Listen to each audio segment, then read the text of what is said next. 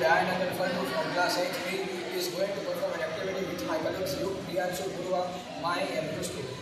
We are here to perform an activity on chapter number 14, probability. So now here Priyanshu and Mahi will explain you the activity on rolling dice. So Priyanshu, my first question is probability of getting 7. There are 6 outcomes in a rolling dice. So 7 is an impossible outcome. So our probability is 0. Yes, your answer is correct. So Priyanshu, my second question is getting 2. So there are only 6 outcomes in a probability. So our probability is 1 by 3.